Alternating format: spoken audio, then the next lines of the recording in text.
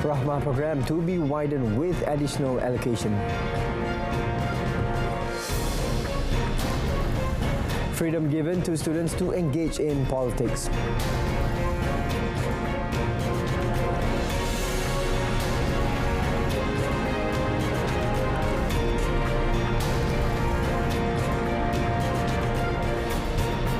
Salam Malaysia Madani, you're watching Malaysia Tonight with me, SAHIH.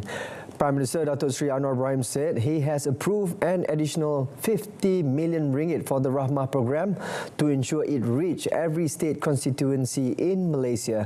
Citing the program's initial success, he said the initiative to lessen the burden on poor family must be expanded to all corners of the country.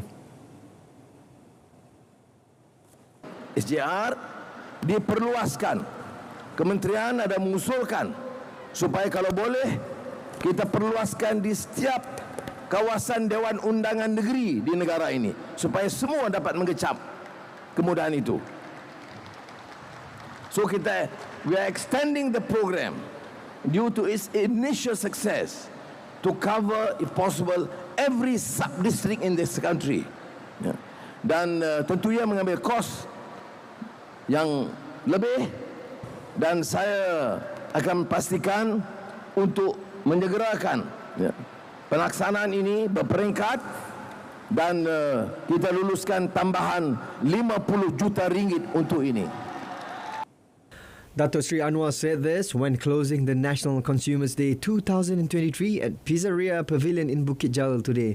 The initiative, introduced in January, is aimed at lowering the cost of living and includes menu Rahmah meals, the Rahmah sales program, and the Rahmah packages, covering everything from insurance, eyewear to broadband.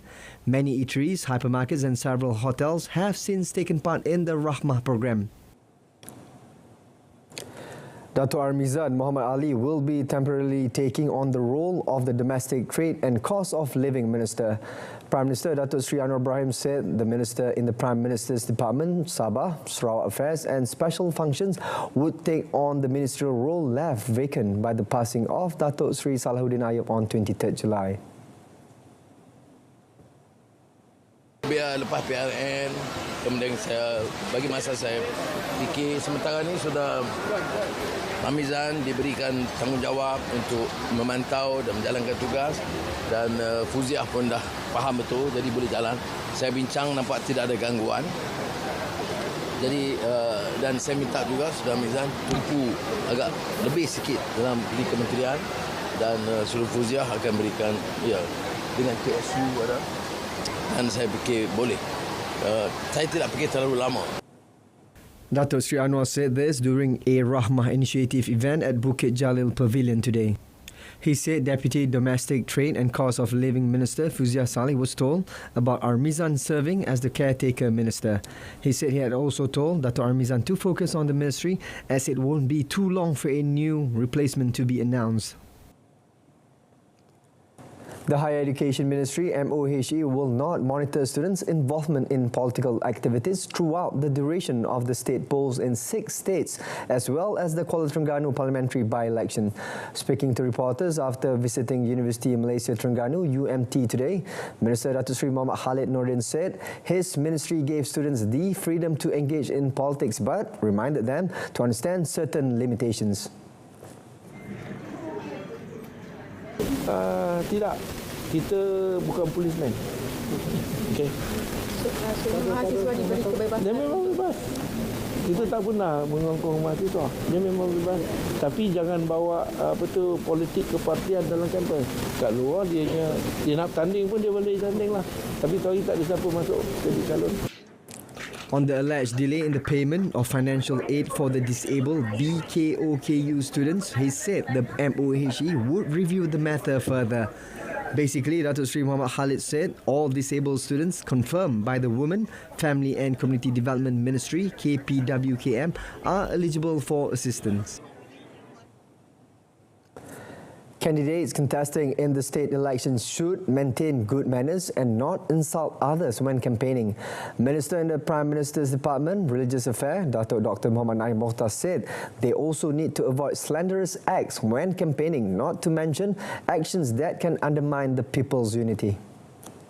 Perdana Menteri Datuk Seri Anwar Ibrahim, Allah SWT dalam surah tersebut mengharamkan mana-mana pihak untuk menghina mana-mana kaum. Jadi dalam konteks inilah saya mengharapkan agar semua pihak yang calon-calon yang bertanding, parti-parti yang berkempen, kita kena berkempen secara sihat. Ada adab-adab di situ. Kita jangan menjatuhkan maruah orang lain, menghina orang lain, memfitnah. Kena jauh daripada perbuatan fitnah tersebut. He said this during a press conference after the symbolic handing over of Inspirasiku My House housing aid under the Malaysian Islamic Economic Development Foundation YAPIM in Taiping today. The minister also advised candidates to focus on the policies for voters and ensure that they are fulfilled for the well-being of the people.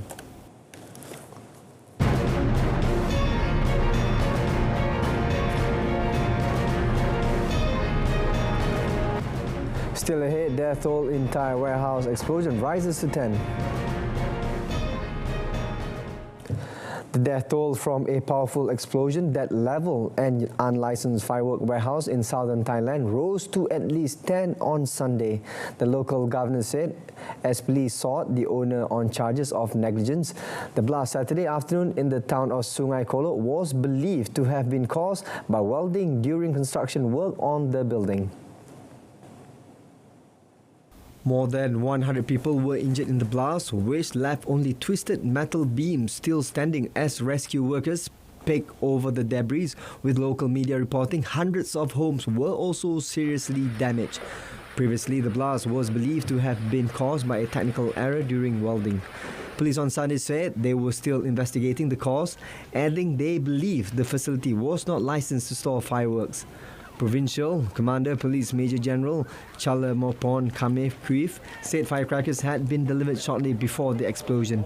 The blast detonated roughly 1,000 kilograms of gunpowder, leaving two holes roughly 2 meters deep and 6 meters wide. Officials said a command center had been established not far from the scene, and authorities had already received 365 complaints from those who had been injured or had their homes and property damaged. 3 Ukrainian drones were down over Moscow early Sunday, according to Russia's defense ministry, in an attack that briefly shut an international airport. Which one of the drones was shot down on the city's outskirts. 2 others were suppressed by electronic warfare and smashed into an office complex. No one was injured. Moscow and its environs, lying about 500 kilometers from the Ukrainian border, had been rarely targeted during the conflict in Ukraine until several drone attacks this year. The attack, reported Sunday, is the latest in a series of recent drone assaults, including on the Kremlin and Russian towns near the border with Ukraine, that Moscow has blamed on Kiev. The Defense Ministry called it an attempted terrorist attack. The TASS state news agency reported that the capital's Vnukovo airport was closed for departures and arrivals, with flights redirected to other airports. Within less than an hour, operations appeared to have returned to normal. Earlier this month, a volley of drone attacks briefly disrupted air traffic at the same airport to the city's southwest. The attacks on Moscow come several weeks into a Ukrainian counter-offensive to claw back territory captured by Russia since large-scale hostilities erupted in February 2022.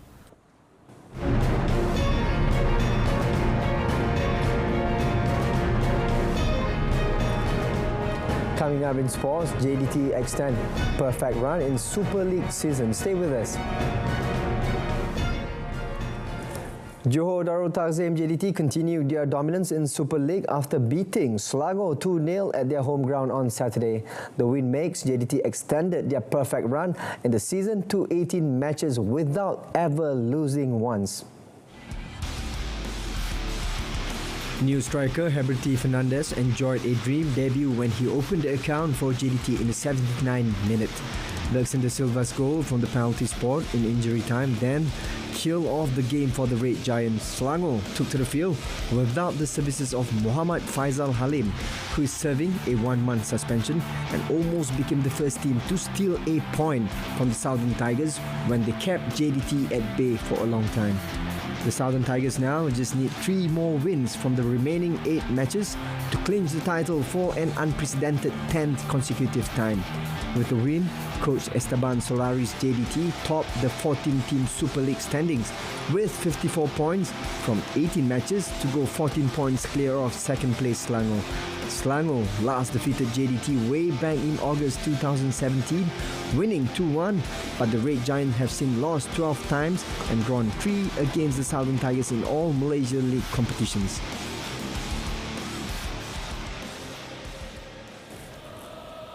Meanwhile, JDT head coach Esteban Solari is satisfied with his team's 2-0 win over Selangor FC despite being given a tough time.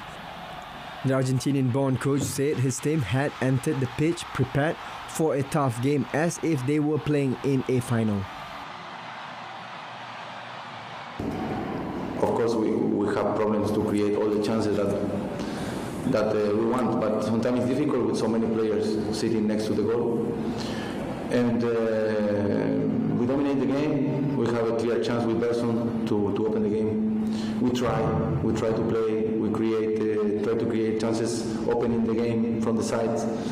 Then I think Oscar came in a good moment and helped us also to open the left side. And we put Herity to have another striker in the area. And I think he came in the right position and we opened the game, I think. Meanwhile, Selangor FC head coach Tan Cheng Ho was also full of praise for his players despite losing to the Super League leaders.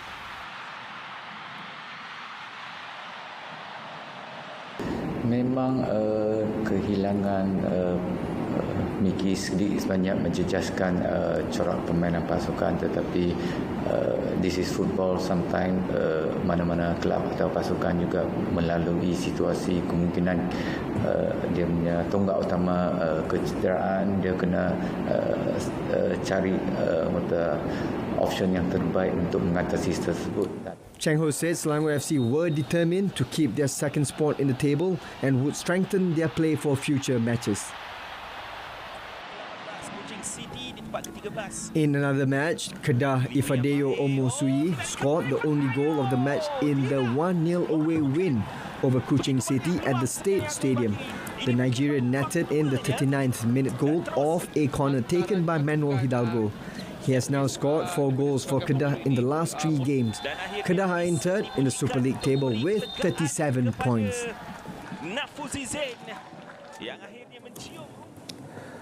Barcelona beat Real Madrid 3-0 in a fiercely contested friendly match on Saturday with an early strike from Ousmane Dembele and late goals from Fermin Lopez and Ferran Torres. The result was harsh on Carlo Ancelotti's team, who struck the woodwork 5 times and created plenty of opportunities, but Spanish champions Barcelona more clinical finishing proved to be the difference.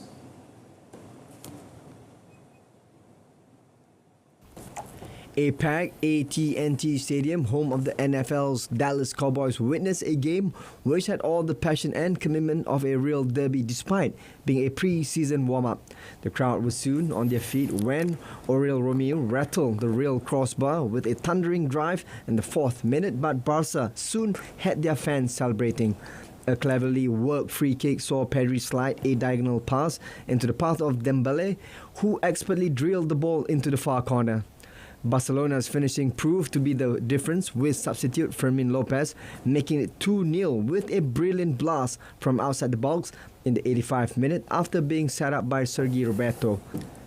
Incredibly, Vinicius, after jinking run in from the left, struck the bar again with his drive from a tight angle, and Barca wrap up the win in stoppage time. Ferran Torres ran onto a lofted ball from Lopez, lifted the ball over the advancing courtiers and showed good awareness and balance to turn and slot the ball into the empty net. Top-seeded American Taylor Fritz defeated compatriot JJ Wolf 6-3, 7-5 on Saturday to book a title clash with Australian Alexander Vukic in the ATP Tour Hardcourt tournament in Atlanta. Fritz, ranked 9 in the world, will be chasing his 2nd title of the season after lifting his 5th career ATP trophy in Delray Beach in February. Taylor Fritz already has one title on an American hard court this season. Now he's one win away from his second at the Atlanta Open. The Delray Beach champion defeated countryman JJ Wolf 6-3, 7-5 on Saturday at the ATP 250 to advance to his 11th tour level final. Both players thrilled the crowd with power tennis, with both eager to take the initiative in points with first strike tennis. But on a hot day in Atlanta, it was Fritz's consistency and his performance on the big points that made the difference.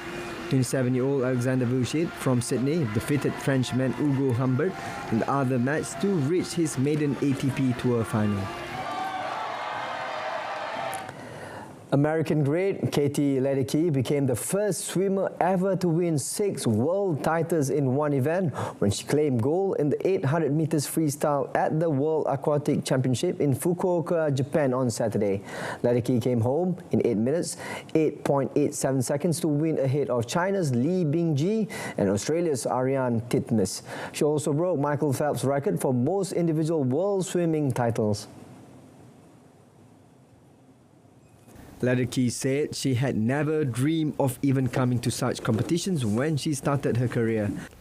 It was Ledecky's second goal of this year's World Championship in Fukuoka after she retained her 1,500 meters freestyle title earlier in the week. Her latest triumph gives her a career haul of 21 World Championship goals, extending her record as the most decorated woman in the history of the competition. She also surpassed fellow American great Michael Phelps by claiming her 16th individual world title. The 26-year-old said the 800-meter race is her favorite as she worked the hardest at it over the years.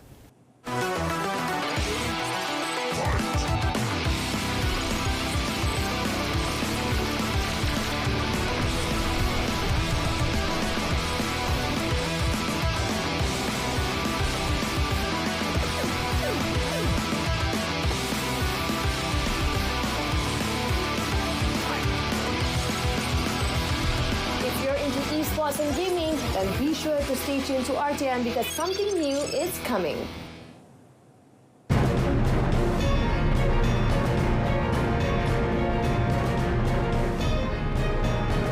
Coming out next on our business segment, new industrial master plan to be launched in August. The Ministry of Investment, Trade and Industry, MITI, is finalising the new Industrial Master Plan NIMP 2030, which is expected to be launched by Prime Minister Datuk Seri Anwar Ibrahim at the end of August. MITI Minister Tengku Datuk Seri Zafrul Tengku Abdul Aziz said NIMP 2030 would be a comprehensive framework covering the mission, priority and action plan to transform Malaysia's industrial sector. Dalam persiapan terakhir di mana tim kita, task force kita bersama-sama dengan pegawai mereka semua agensi yang berkaitan akan membuat last kiranya persiapan lah sebelum ia akan dibawa kepada Jemaah Menteri ya, dan lepas itu Yang Berhormat akan diumumkan. He said this in a press conference after officiating MITI Day 2023 near Kepala Batas today. Tengku Datuk Seri Zafrul added that bilateral discussions with industry players are needed to complete NIMP 2030.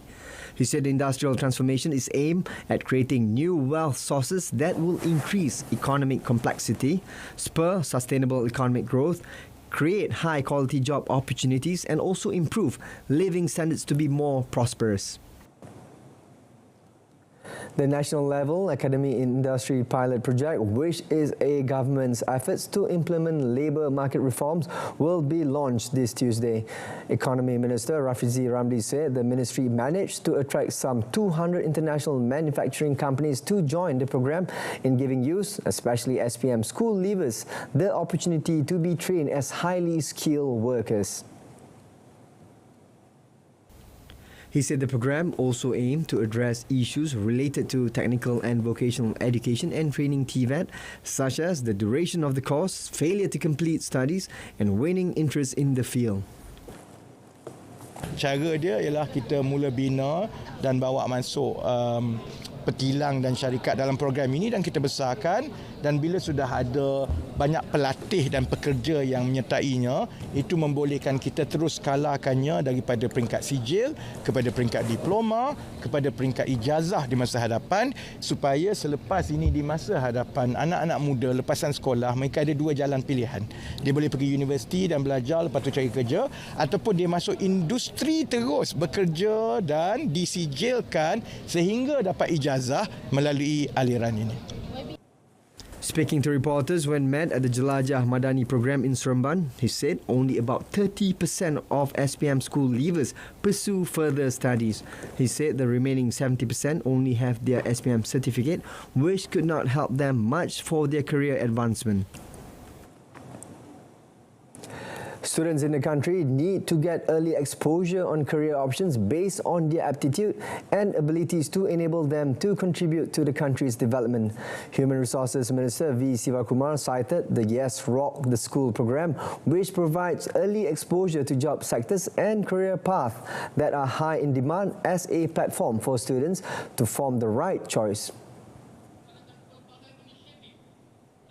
Ini merupakan satu inisiatif yang telah diambil supaya kita memberi pendedahan kepada anak-anak kita yang masih di bangku sekolah untuk mengetahui tentang kerjaya, bagaimanakah mereka boleh buat pemilihan untuk menentukan hala tuju mereka, sebab intervensi ini adalah penting.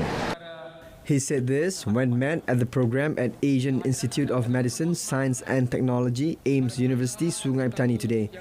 The Yes Rock the School program, organised by the Ministry of Human Resources through Talent Corporation Malaysia Berhad Talent Corp, in collaboration with the Ministry of Education, was conceived at the end of 2021.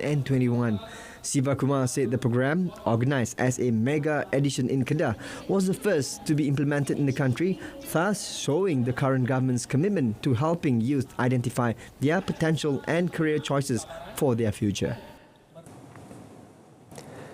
The Communications and Digital Ministry, KKD, will make the Ziarah Kasih program a permanent feature of the ministry to reach out to the rakyat, including solving internet connection problems. Minister Fahmi Fadzil said the program enabled aid to be channeled in more comprehensive manner because it involved related parties.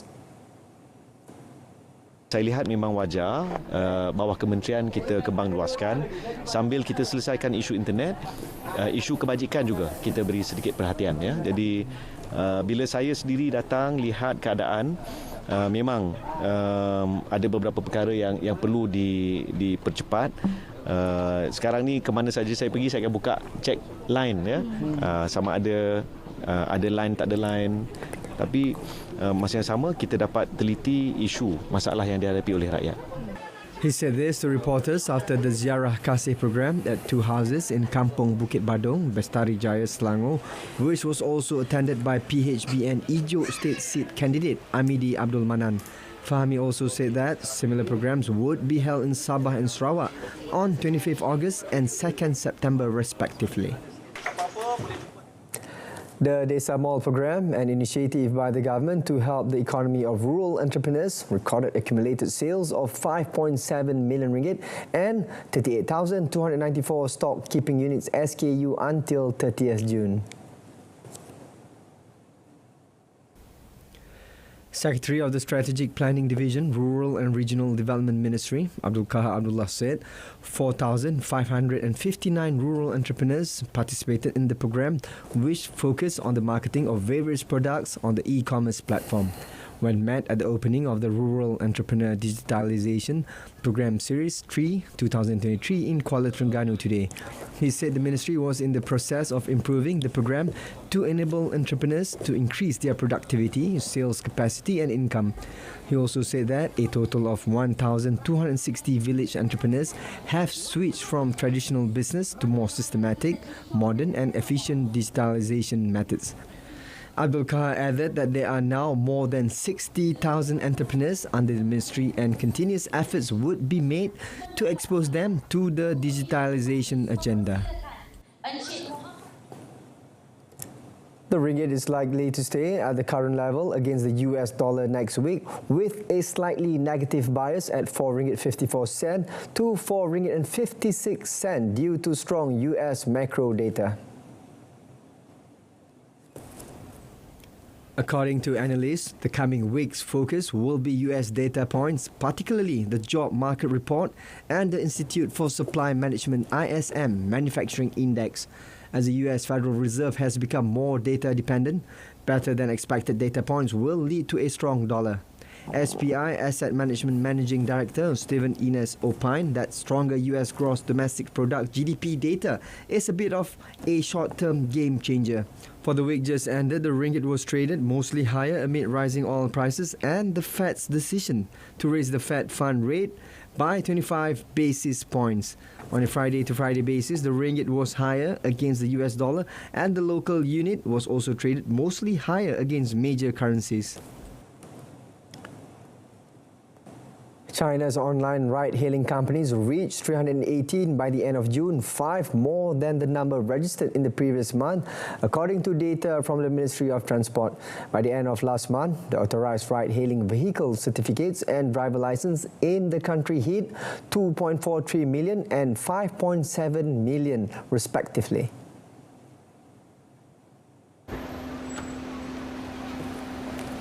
In June, China saw some 763 million ride-hailing trips, up 3.7% on a monthly basis. In 2022, online ride-hailing trips made up about 40.5% of total taxi trips, an increase of 6.4 percentage points from a year earlier. Meanwhile, Shanghai on Saturday suspended applications for ride-hailing vehicles operational capacity verification, a precondition to apply for a permit. The city's municipal government will stop accepting new ride-hailing permit applications from 20th September. The municipal government of Shanghai has started a two-phase process to cease issuance of new online ride-hailing permits in China's financial capital, following similar moves in other mainland cities amid worsening market saturation in this industry.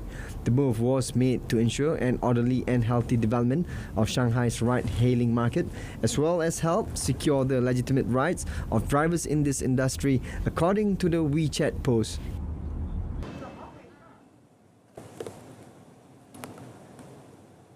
That's it from us this evening in our top story. Rahmah program to be widened with additional allocation.